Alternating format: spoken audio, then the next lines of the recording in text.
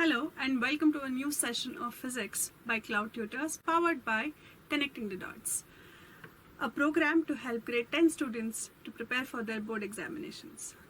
Today's topic is magnetic effect of electric current.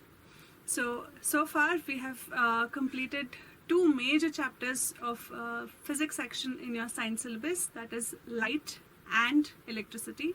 Both of them are very important from your examination point of view as well as your conceptual understanding point of view. I hope you've all have been benefited by these two chapters as well.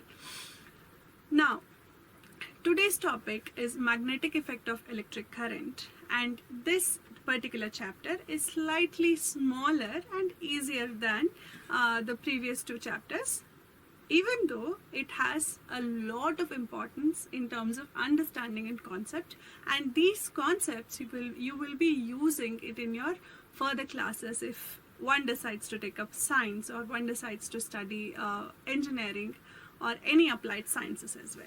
Alright, so without further ado, let's get started with today's session. So this chapter holds a weightage of 4 to 7 marks, anywhere between 4 to 7 marks, and most of the 1 markers or short answer questions are usually based on your definitions and maybe simple understanding or reasoning based questions. Alright, so 2 marker questions are can be a combination of reasoning and also understanding. In this particular chapter, there are no major equations or circuit diagram based questions as you had seen it in our previous chapter, that is electricity, but it is fairly simpler when it comes to equations or numericals as such. In this particular chapter, one advantage is that it is only theory that you will study. There are no numericals in this. So any long answer questions which can be of 3 markers or 3 marks or 4 marks, or maybe a combined 2 and 3 marks which may be a 5 marker question, so that may be are based on your electric motor or electric generator or based on the concept of electromagnetic induction. Alright, so to begin with, let's just start with the important topics or that needs to be covered in this particular chapter. So first one is magnetic field. What do we mean by magnetic field? We need to understand, right? So before we getting into we get to understand what are the magnetic effects of electric current, we need to know a fair amount of things about what do we mean by magnetic field, where do we get it from, so on and so forth, right? So in today's session, let's try and understand these basics and then move on to the magnetic effects of electric current. Alright, so I'm sure all of you would have seen a magnet. All of you would have been fascinated how it works and how it attracts certain objects, all of these things, right? And I know I have been, as a child, was fascinated how a magnet works. So when you pick up a magnet and you bring in another magnetic substance such as an iron nail or even a safety pin or another magnet, what happens? You see that it either attracts or it repels.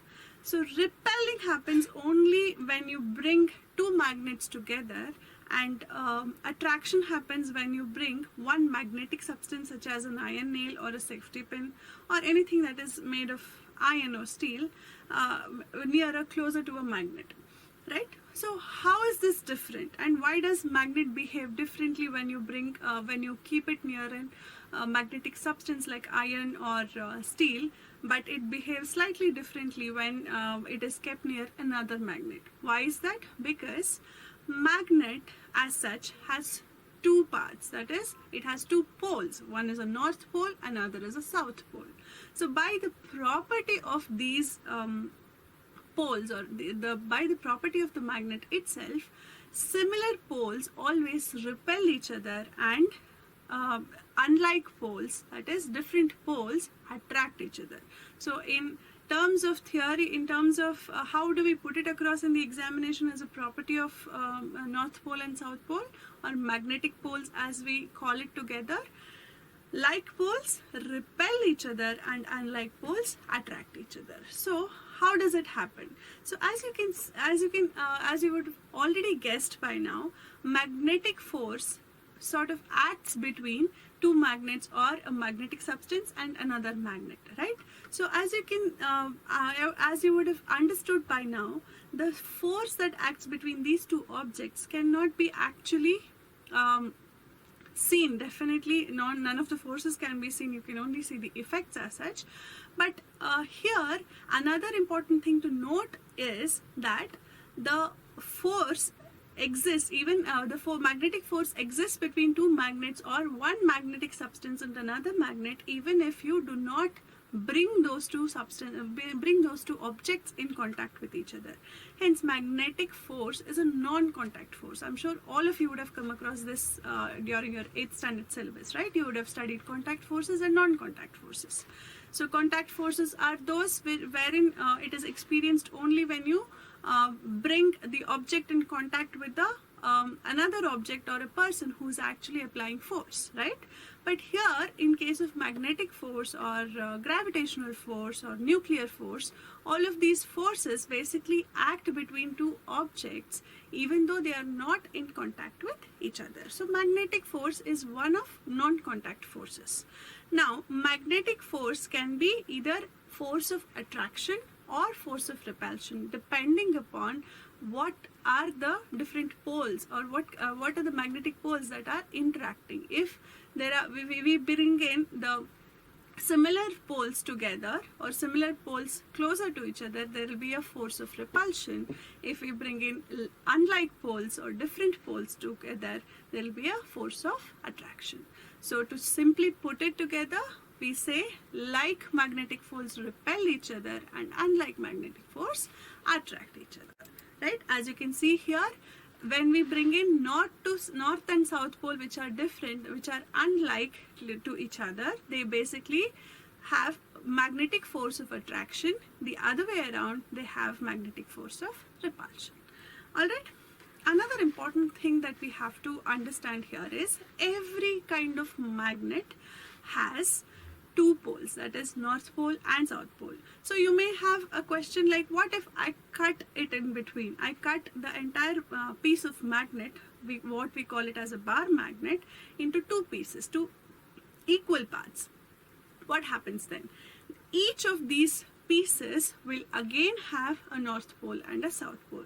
So what can we conclude by this? We can conclude that the two magnetic poles, that is north pole and the south pole, cannot be separated. They do not exist separately at all. They always exist in pairs. Alright, so please understand the fact that there is no separate north pole or there is no separate south pole in two separate magnets. There is always a pair of north and south pole in a given magnet, no matter how many pieces we break that magnet into.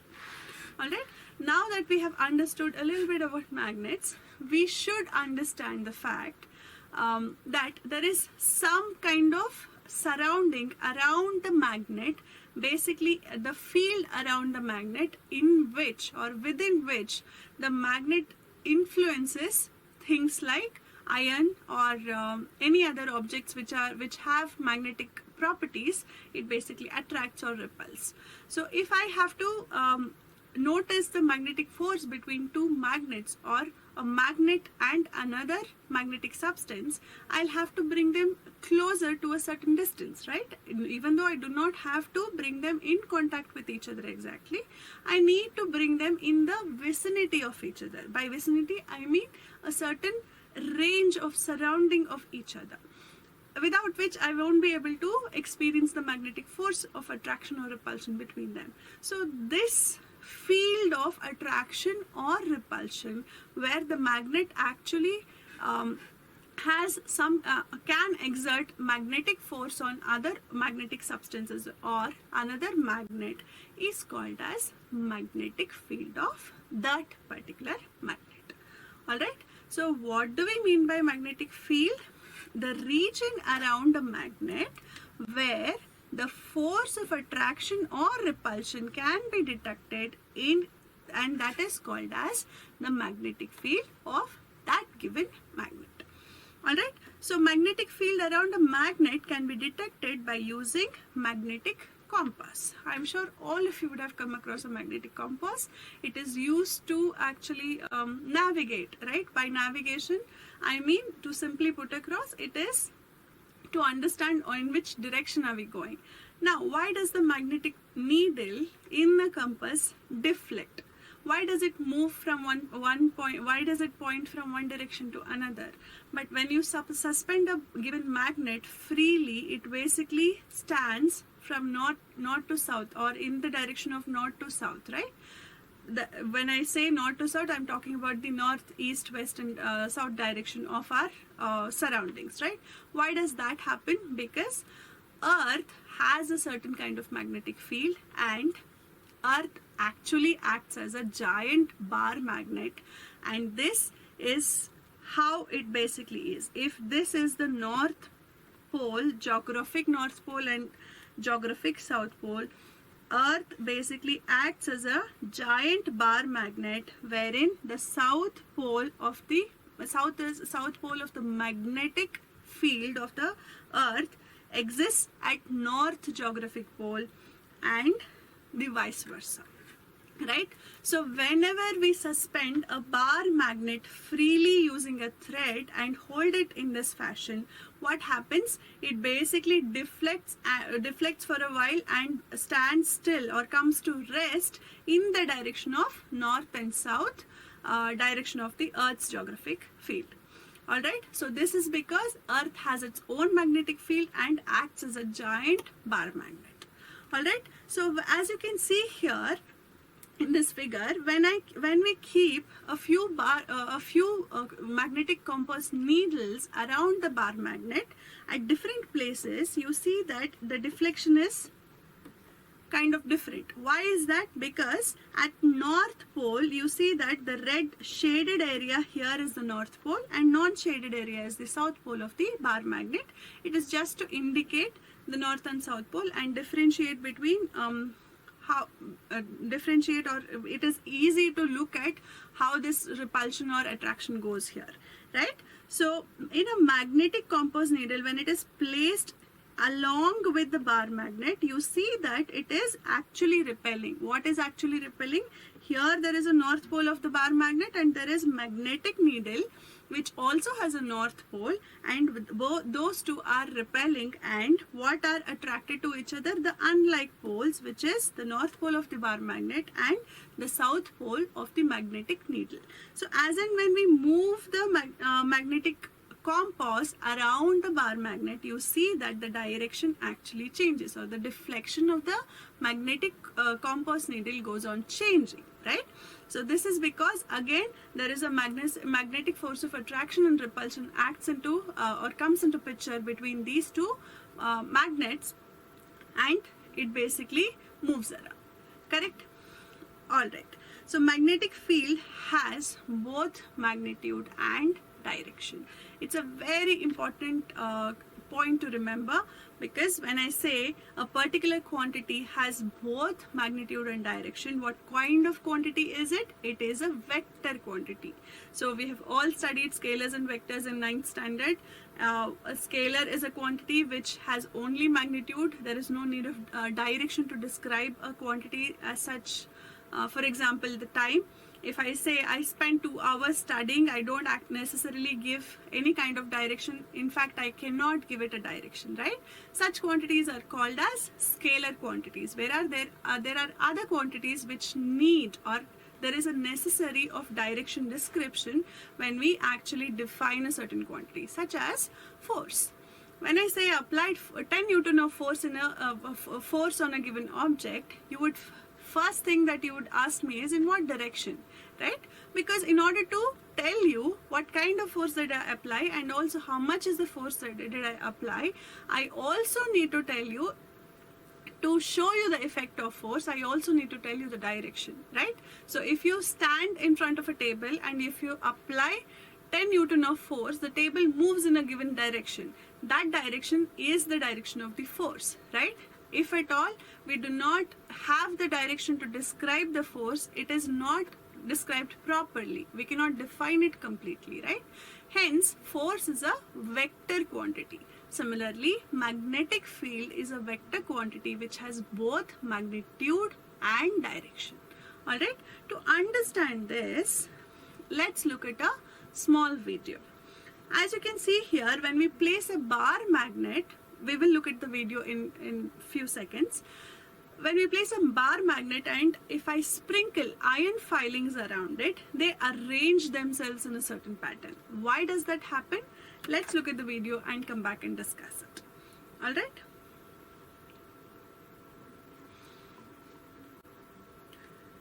Now, you see that we have taken a bar magnet here and we need to put the iron filings over the bar magnet, right? So when I pour the iron filings over the bar magnet, what is happening? You see that they are not randomly sprinkled onto the bar magnet, but there is a pattern to it.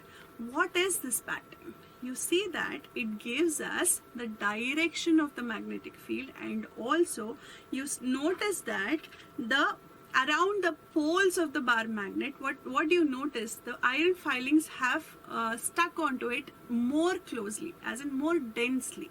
Why does that happen? Because for a given bar magnet, what is happening here is, you see that the iron filings are stuck more closely to the north pole as well as the south pole. So what can we conclude using this experiment? We can conclude that one thing is that these lines or this pattern that you see show us the magnetic field around the bar magnet, and in the pattern in which the iron filings have arranged themselves are called as the magnetic field lines. Another thing is that since the iron filings have stuck so closely to the north pole and south pole, we can conclude that the magnetic field strength of a given magnet is the strongest at the poles and it is not so strong in between them. Is this clear? Alright. Now, what do you see here? You saw in the video as well, as in when we sprinkled the iron filings, what happened? They arranged themselves in a given certain given pattern. They were not randomly sprinkled over the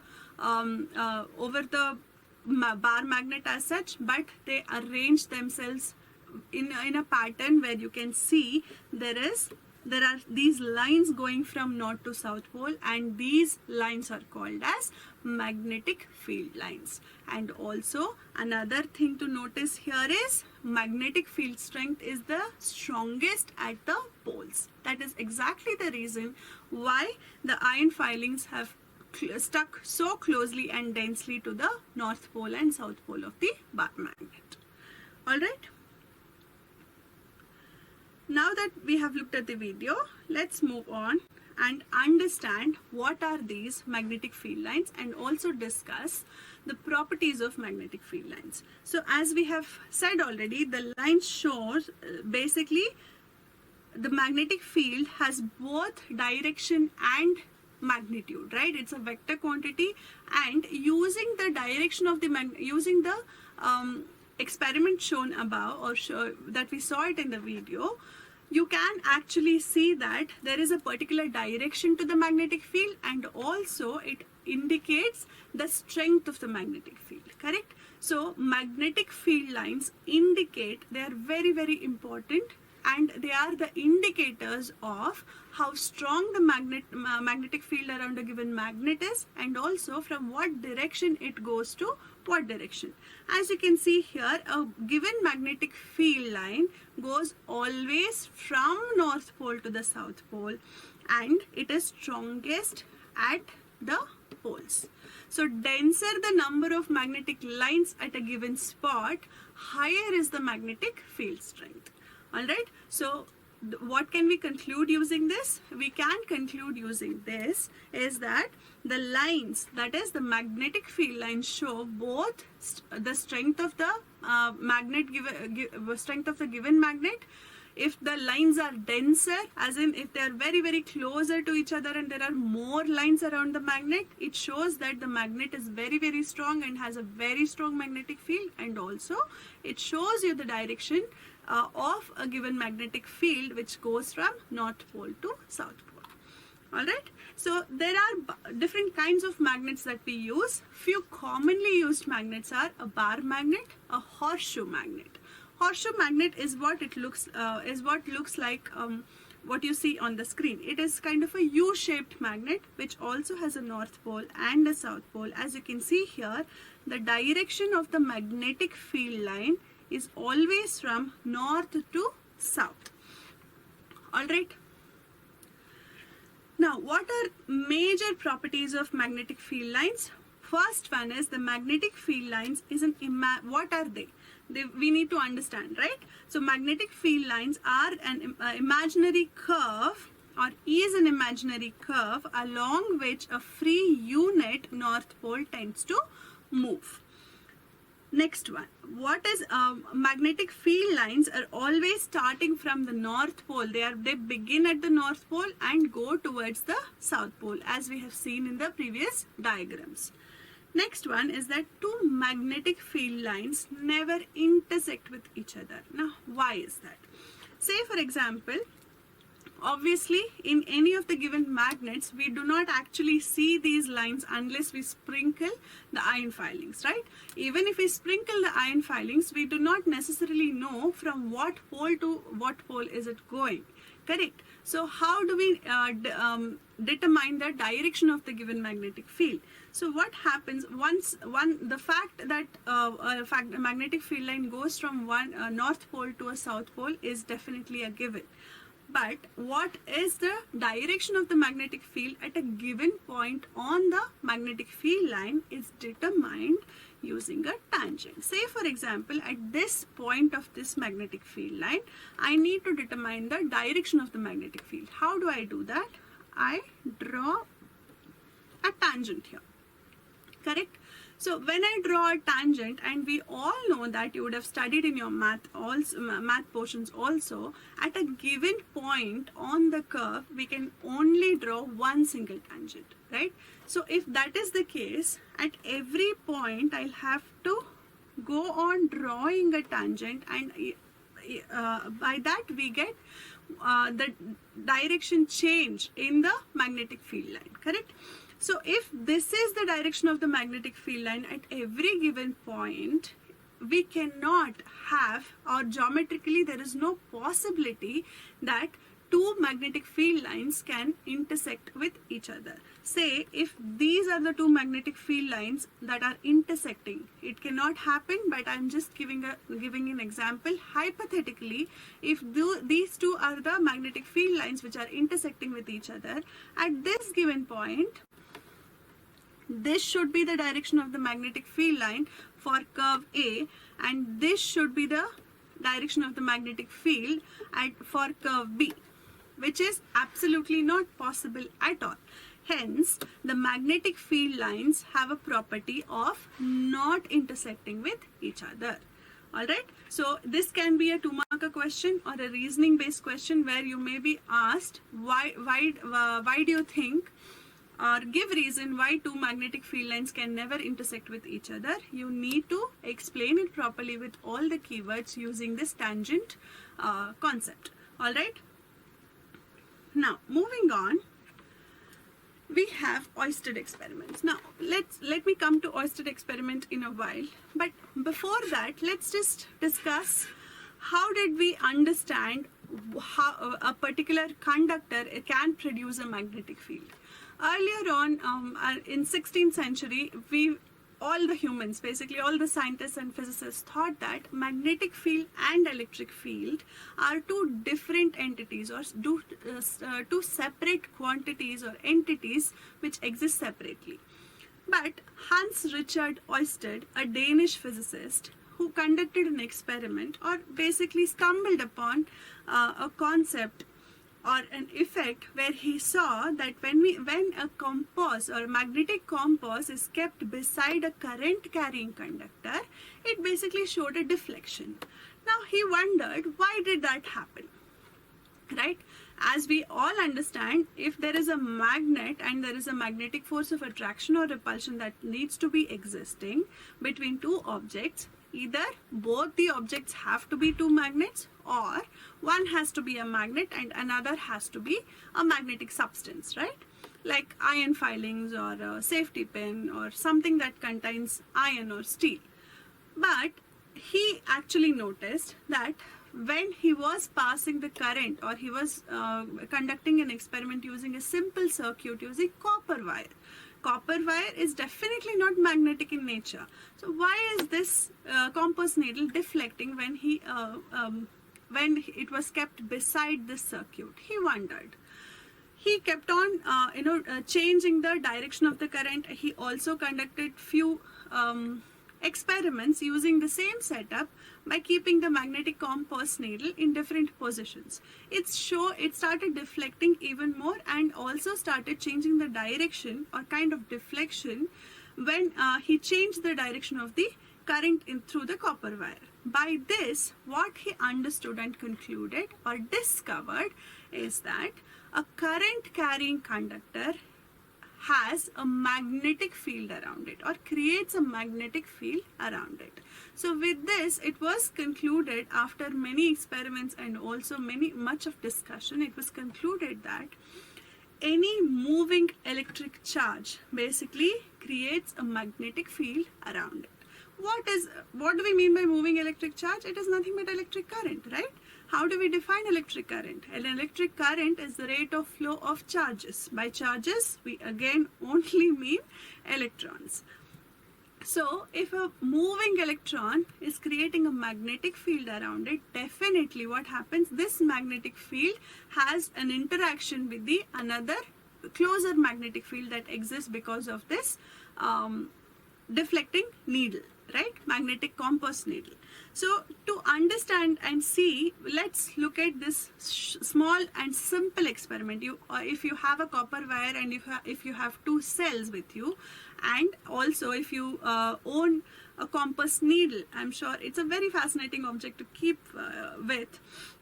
So if you have these three things, you can conduct this experiment. All you need is a cell, which is the source of, you need to create a potential difference, and hence there is a current that flows through the copper wire, and the magnetic compass needle. These three things, what are those? The cell, the copper wire, and the magnetic compass needle. With these three things, you can actually conduct Oysters experiment. Alright, so let's look at this small experiment and come back and discuss more on this. So as you can see here, we have a simple setup. We are here to demonstrate the magnetic effect of electric current. So for this experiment, we need a magnetic compass. That is the compass needle, which basically is resting in north and south direction, right? And we need a battery, and there is a copper coil. It is basically to demonstrate the magnetic effect of electric current, for which we need a proper conductor, right? It is a very simple setup. It is just a copper wire which is wound in the form of a coil, right? And I have a battery here. So battery, that too is a 2A batteries which are just connected in series here. All right. Now, so this particular concept was first discovered and demonstrated by Hans Richard Oersted. Right, so this experimental setup is also called as one of the Oersted's experiments. Alright, so let's see what happens when I complete the connection, that is when I pass current through this coil, and if there is any effect on the magnetic compass that I have it here. So let's see what happens. So when I bring the coil near this magnetic compass, as you can see, there is a deviation, right? So earlier there was no deviation as such, correct? It was resting in the north and south direction, but when I bring the coil towards the magnetic compass, as you can see, it is basically getting deflected wherever I take the coil, correct? So what does it show? What does it demonstrate? It shows us whenever there is an electric current flowing through a conductor, whenever there are electric charges or electrons flowing through a given conductor, there is a magnetic field that is induced around it. This is basically the magnetic effect of electric current. So why does this magnetic needle is getting deflected? Why is it happening? Because there should be another magnet which is present in its vicinity, correct? So how are we getting another magnetic field? It is due to the magnetic effect of electric current. That is, when I complete this circuit, I am basically making the electrons flow through this conductor, and this conductor turns into an electromagnet. As you can see, again there is a magnetic field induced around this conductor, and hence it is making the magnetic compass needle deflect in all possible directions. Wherever I am moving, it is getting deflected, right? So this simple setup demonstrates magnetic effect of electric current.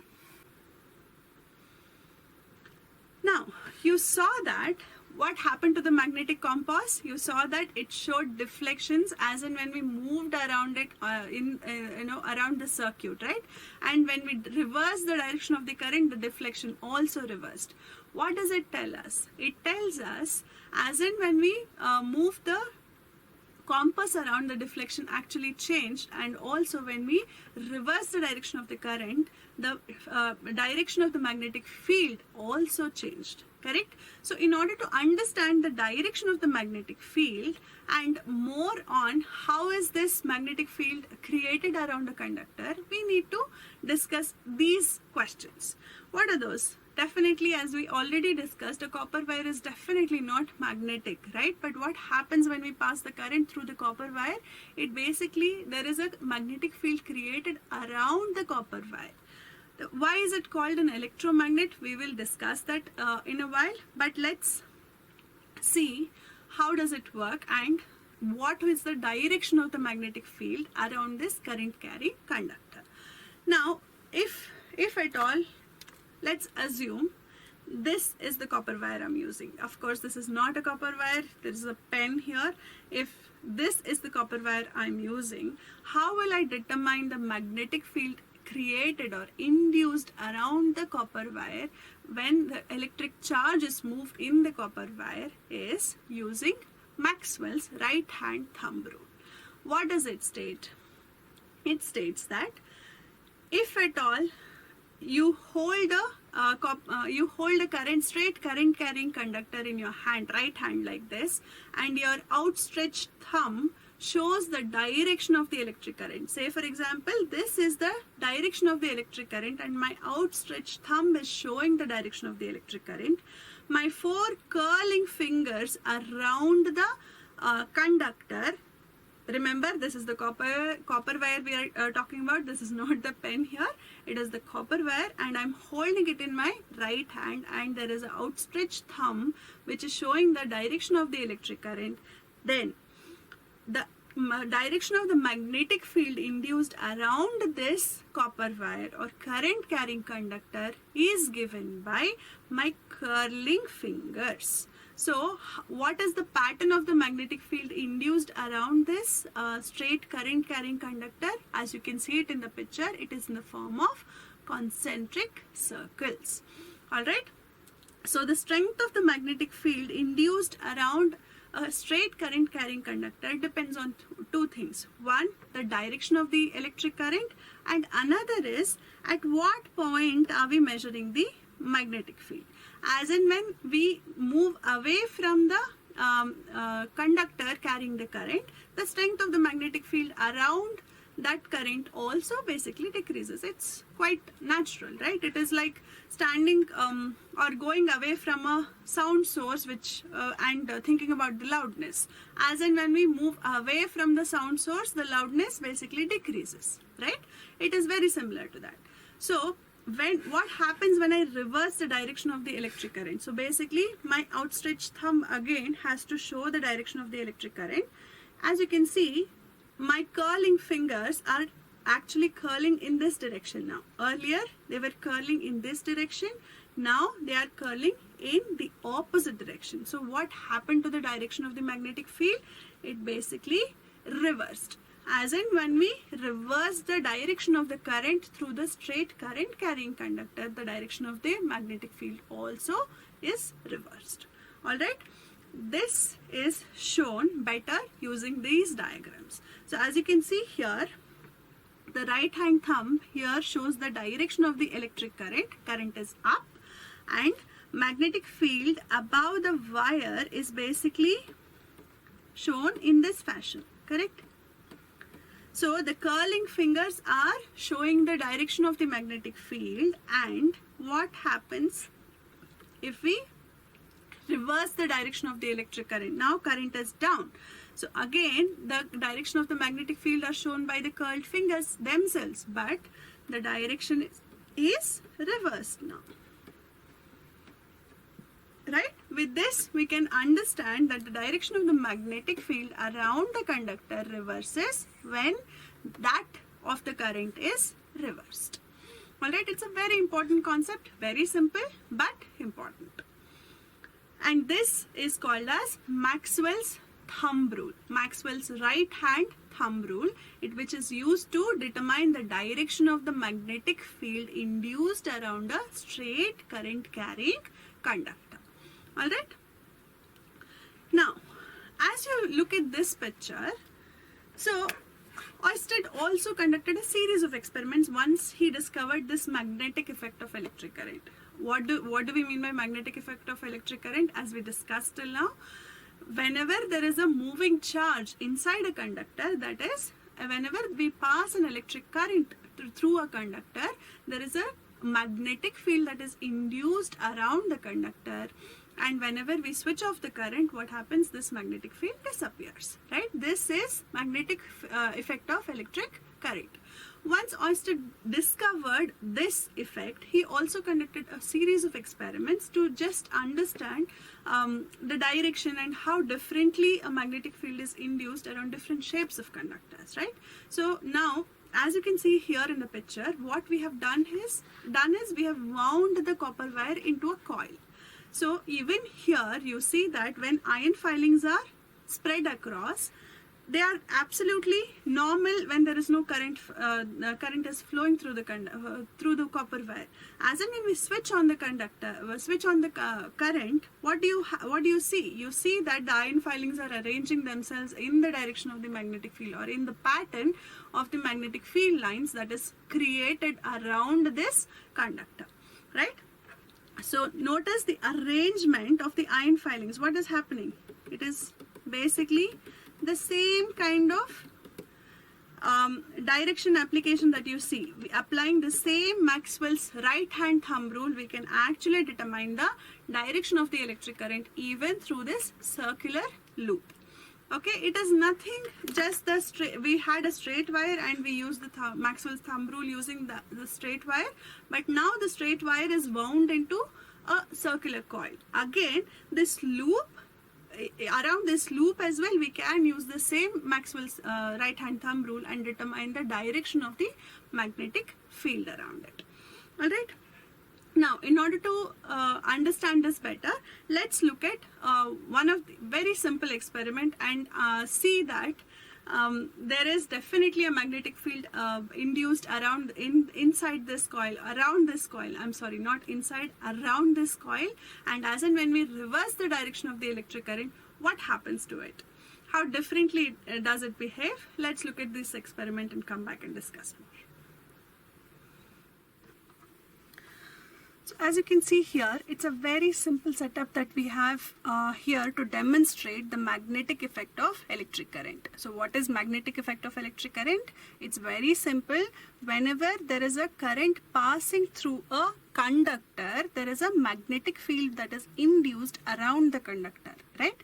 So here it is not a straight conductor carrying current. We have wound this copper wire in the form of a coil, right? So for a coil, how do we actually know if there is a magnetic field that is induced? So basically, using clock face rule, what we are trying to do here is to show you if, say for example, there is a permanent magnet here, right? So this face of the magnet is north pole magnet. Okay, north pole of the magnet, and this is the south pole of the magnet. Then if I pass the current through the coil in an anti-clockwise direction, that phase of the coil basically will have a repulsion, right? Why? Because the same north pole is induced on that phase of the coil because of the magnetic effect of electric current. As you can see here, they are repelling each other. So when I actually reverse the direction of the electric current, what should happen? The same phase should attract it, right? So there should be attraction and repulsion on either faces of the coil, correct? Let's see what happens. So as you can see, I have reversed the direction of the coil, and you see there is a clear force of attraction between these two magnets. One is the electromagnet that I am holding, that is a simple copper wire which is wound in the form of a coil around which there is a magnetic field that is induced because of the magnetic effect of the electric current, and the other one is the permanent magnet. As you can see, both of them are attracted to each other. Hence, this face of the coil is basically the south pole, or basically these two faces of the magnets are having two unlike poles which are getting attracted to each other. Now, what did you see? It was a fun experiment, and I'm sure I've been always fascinated looking at the experiments that involves magnet and electric current. You saw that the circular coil basically behaved as a magnet, right? There was a magnet that was hanging from the wooden support that we had kept there. So you saw that the coil basically repelled or attracted at one given point of time, once at a time, right? So why did that happen? So whatever the north pole or the south pole of the magnet that we were using, the permanent magnet that we were using, basically one of the poles should be a north pole and another should be a south pole, right? So once we started the flow of the electric current through the coil, of course the direction of the electric current created a certain kind of magnetic field around that coil. So this basically shows you it is given by clock-phased rule. What do we say? It is given by clock-phased rule. So when the direction of the current is in this direction, so Maxwell's right-hand thumb rule says that the direction of the magnetic field is in the curling direction, fingers in the direction of curling fingers, correct? So it should be in this manner, right? So this induces either north pole or south pole on one of the faces of the coil. So when it was brought closer to north pole of the permanent magnet, it should repel. So that's what you saw in the experiment, right? When we reverse the direction of the electric current, what was induced? There was south pole induced, and hence there was attraction over there, correct? It's a fascinating thing to look at. So now that we have better understanding of magnetic effect of electric current and also magnetic field induced due to a current carrying straight conductor and also the loop, we have something called as a solenoid. Now what is the solenoid? Now once this magnetic effect of electric current was discovered, it was basically a breakthrough, all right? So using this particular effect, we discovered that we can build magnets, right? Until then, we only thought, we as in humans, we only thought we get magnets naturally by O-ring, right? But using this particular effect of electric current, we can easily build magnets of whatever the strength that we require and use it in our daily lives or any other purposes of experiments that need to be conducted, right? So the first step towards that was the making of a solenoid. Solenoid is a very simple arrangement that you see it on the screen there. As you can see, it is nothing but a copper wire, a conducting wire which is wound around a cylinder in a helical manner. Helical manner as in it goes around it very closely we wind this particular given copper wire around a given cylinder, and it is actually connected to a battery or a voltage source through which we make the current flow through the conductor. Once the electric current is passed through this wire or the solenoid, what we call here, what happens? There is a magnetic field induced around this solenoid, and this solenoid, this arrangement basically behaves exactly as a bar magnet. Alright, so how do we define solenoid? A coil of many circular turns of insulated copper wire wrapped closely in the shape of a cylinder is called as a solenoid. It's a 1-marker question. If it's a 2-marker question, you may have to draw the representative diagram and show what is a solenoid as well, and also please draw the magnetic field lines around it. As you can see here, North Pole is here and South Pole is here, and if you keep a bar magnet in order to compare it with the solenoid, you can see that the magnetic fields are exactly the same. Very similar looking, correct? So instead of using a bar magnet, which is quite bulky, and there are so many things that we cannot do using a bar magnet, that can be done using a solenoid, correct? Now this effect, magnetic effect of electric current, basically disappears, as in the magnetic field disappears when we stop passing the electric current through the wire, correct? So as you can imagine right now, this particular effect is temporary in nature. That is, if we are trying to build an electromagnet, how do we build an electromagnet? A solenoid is an electromagnet. Why is it called as an electromagnet? Because we are creating a magnetic field by the passing of electric current, and this effect is also magnetic effect of electric current, right? So this particular arrangement is called as an electromagnet, and it's a temporary magnet. Why is it temporary? Because as and when we stop passing the electric current, that is, as and when the electric charges stop moving, they do not actually create any kind of magnetic field around them, and hence the magnetic field basically disappears, or magnetism disappears from that particular copper wire, right? So they are called as temporary magnets, and this effect is only temporary. Why? How is it temporary, or how can it be brought back? Just by passing the electric current.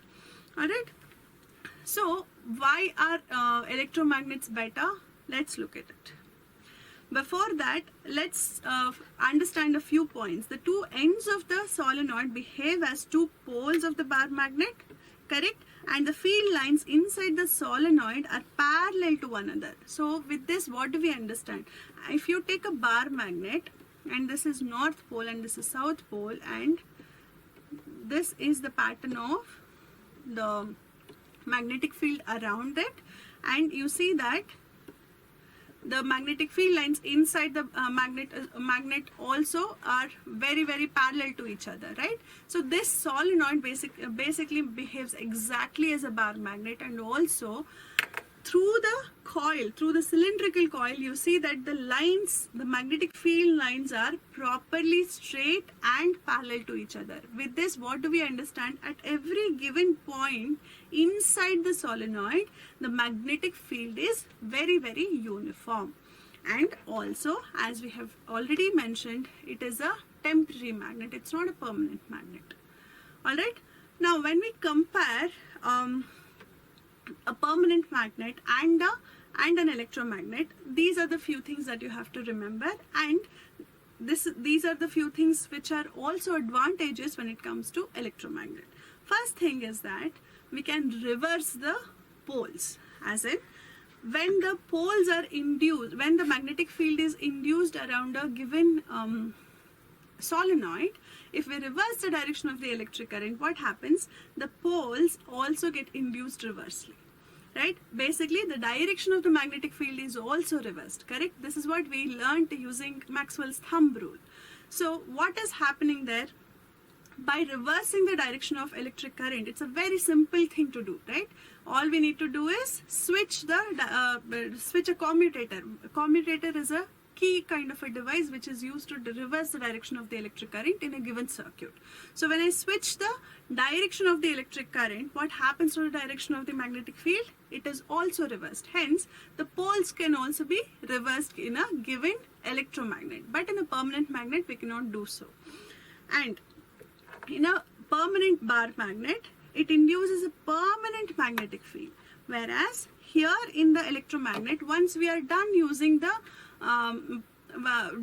this magnet, we can definitely switch off the current, and hence the magnetic field also disappears. So there are no hassles as to how to store this particular arrangement, right? It is just a coil and a cylinder, and there is a source of current that we have to worry about. If at all, there are many circumstances where we need a large magnet or a very strong magnetic field that needs to be used in certain kind of industrial applications. So we cannot actually rely on permanent magnets which is a hassle to be stored in a certain manner, right? Because they are magnet and there is a very strong magnetic field around them, they have to be stored in a certain place where there are no magnetic substances around them, correct? So there is no hassle of storing them, because storing the electromagnets, because they are temporary magnets and the magnetic field induced in them is also temporary. Another thing is, strength of the permanent magnet cannot be varied, because a permanent magnet is a bar magnet and it is what it is. The strength of the bar magnet depends on the nature of it and how it is made, and few other factors. But once the bar magnet is made, once the given magnet has a particular amount of magnetic field strength, it cannot be varied. Whereas in electromagnet, it is a very easy task to do. How do we do that?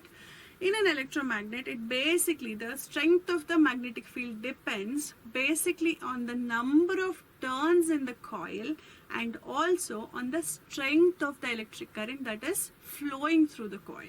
So by increasing or decreasing these two factors, that is number of turns in the coil or a solenoid, and also the strength of the electric current that is passing through these coils, we can basically vary the amount of magnetic field strength as we require for a given purpose. Another thing is, bar magnet does not need any kind of electric current to have a magnetic effect, right? Have a magnetic field around it. Whereas electromagnets definitely need an electric current source. Basically, we need to create a potential difference at the ends, right? So this requires a lot of electric current supply there. Alright. Now, as we discussed already, electromagnets have huge number of applications in our daily lives. So if at all there is a purpose, or there is a particular place where large magnets are required to be used, electromagnets are used in these places. One such very common usage of electromagnet is waste segregation. If at all there is a whole pile of garbage and sharp things like iron nails or safety pins, or as you can see it in the picture, it's a junkyard where all the iron pieces or scraps need to be separated from other stuff, other materials. So what can we use? We cannot actually get a giant magnet, natural magnet, and go on holding it, right? So what these cranes use is an electromagnet. Electromagnet is basically again a huge coil of copper wire of many turns, and a strong electric current is passed through this, and hence it creates a huge or a very strengthy magnet, and hence there is a strong magnetic field that is created around this particular magnet. And once the purpose is done, once the separation is done, what do? They can switch off the electric current, or they can stop the flow of electric current, and it's done, right? Another important and a very practical application of this electromagnetism, that is, or electromagnet, is magnetic levitation. Now, what is this magnetic levitation? It is a concept where a particular object can be propelled and run by the strength and a magnetic force of repulsion and attraction using a few magnets. This particular application is made use in very famous magnetic levitation trains. Now, the principle or basic principle of magnetic levitation is that the vehicle can be suspended and propelled on a guidance track made with magnets. Now, what do these magnets do? They basically lift and propel the magnetic levitation trains or these vehicles, and they are pulling or pushing the train. So because there is a strong electromagnet that is acting around these tracks, it is basically lifting the train. That is one application. And another is that these magnetic levitation trains are run or stopped using another set of electromagnets based on magnetic force of attraction or repulsion. So this is a huge application. And what are the advantages of this magnetic levitation trains over the normal trains that we see? One thing is that they are amazingly fast, and another thing is that there are no steel railings that is required to run these vehicles, and hence a large amount of friction is reduced between the rails and the vehicle. If the vehicle is not running on any kind of physical rails at all, it just needs a guidance paths which are made up of these electromagnets, right? So in that case, what happens, a great amount of friction is reduced, and hence they achieve a very high speeds. So one thing is that they are way faster than the normal trains, and the kind of construction which goes into the steel railings, which goes into the railings that have to be laid from one point to another, is also another hassle which can be avoided in case of magnetic levitation trains. Alright, only thing is that we have to have very strengthy or very strong electromagnets in order to run these vehicles. Alright, now that we have understood a fair amount of things about how magnets work and what is magnetic field, what are the different effects of magnetic effects of electric current, let's try and answer a few practice questions. So this is a 1-marker question, and first one is that how is the strength of the magnetic field around a wire related to the strength of the electric current flowing in the wire? It's a very easy one. So magnetic field is denoted by B, and also please remember magnetic field has both direction and magnitude. It is a vector quantity, right? So how does the strength of the magnetic field induced around a current carrying conductor, in this case simply put wire, depends upon these two factors. Or what factors? The strength of the magnetic field B increases with increase in the electric current I, and vice versa. Alright, and also as we understood earlier, if this is the straight current carrying conductor and these are the magnetic field concentric circles that are induced, so at each point what happens, as and when we go further away from the current carrying conductor, the strength of the magnetic field B reduces. Alright, now what is meant by magnetic field? Magnetic field is the region around the magnet where the force of attraction or force of repulsion can be detected. Now when I say force of attraction or force of repulsion, I mean magnetic force of attraction and magnetic force of repulsion.